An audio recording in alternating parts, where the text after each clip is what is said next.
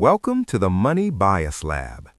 Today's experiment, the loss aversion effect. There is a number that explains why you stay in jobs that drain you, why you keep subscriptions you never use, why you avoid financial decisions you know you should make, why you hold on to things long after they stopped serving you. Behavioral scientists have measured this number.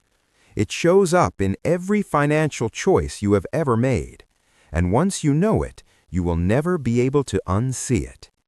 That number is 2. Losing something feels exactly twice as painful as gaining the same thing feels good. Not slightly worse, not a little more uncomfortable. Twice. That is not an opinion. That is one of the most replicated findings in behavioral science, documented by Daniel Kahneman and Amos Tversky, confirmed thousands of times since. And right now, that number is quietly running your financial life. But here is what makes it truly disturbing, and this is what the lab found. You are not afraid of losing money. You are afraid of losing money twice as much as you want to gain it. Those are not the same thing.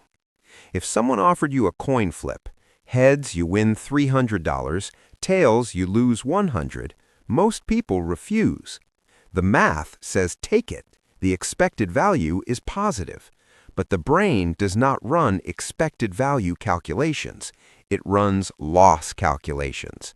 And $100 lost feels like $200 lost.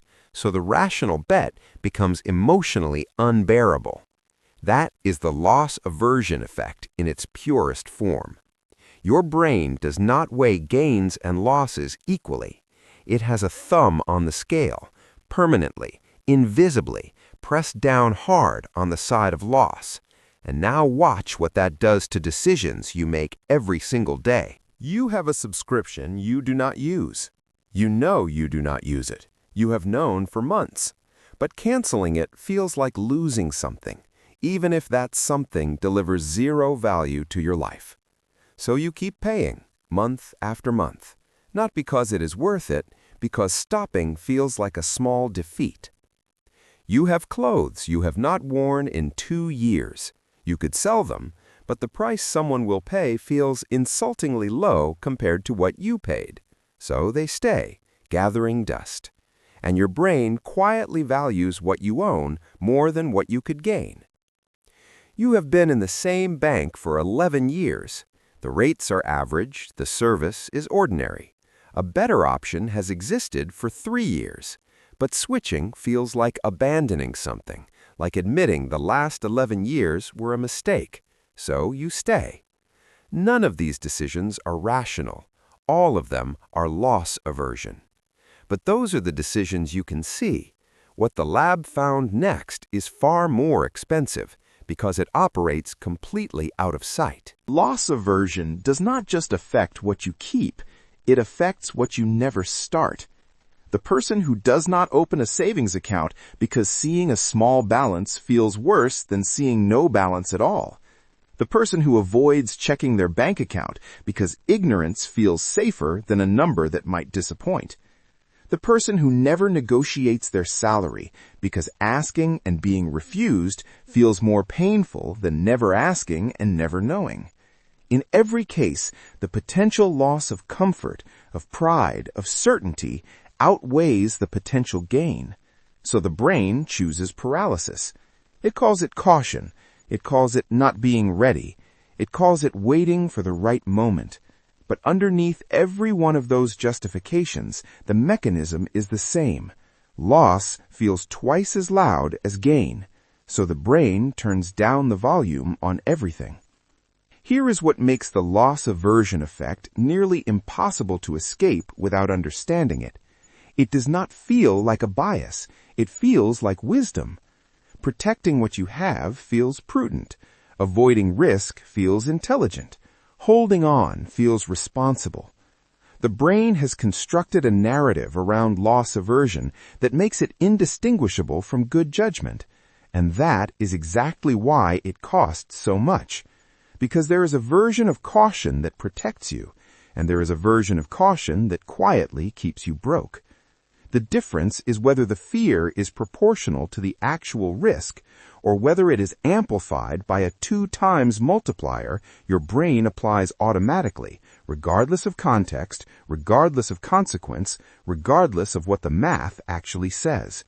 Most financial fear is the second kind. The lab identified 3 interventions that consistently reduce loss aversion's grip on financial decisions.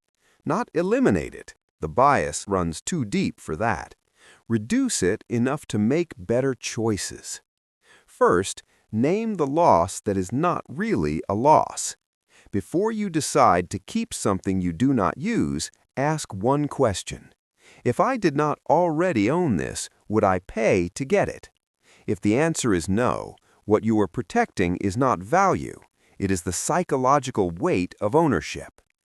That weight is not real money. It is loss aversion pretending to be common sense. Second, reframe every decision from loss language to gain language. Do not ask, what will I lose if I cancel this? Ask, what will I gain if I redirect this money?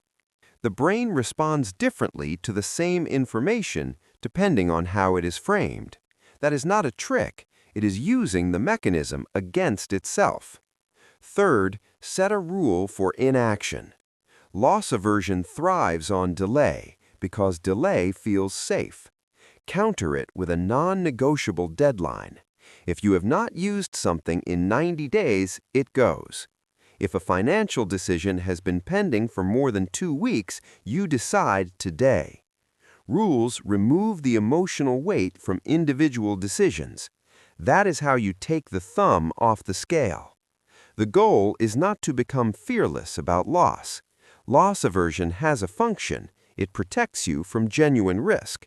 The goal is to calibrate it, to make sure the 2 times multiplier is running on real threats, not on the discomfort of change. Kahneman spent decades proving that the human mind is not a rational calculator.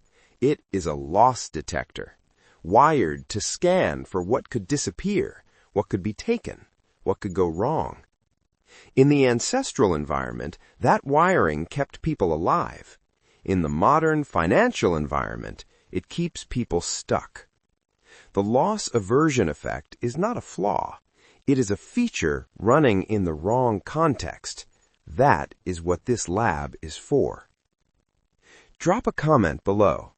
What is the one financial decision you have been avoiding because losing feels worse than gaining? I read every single one.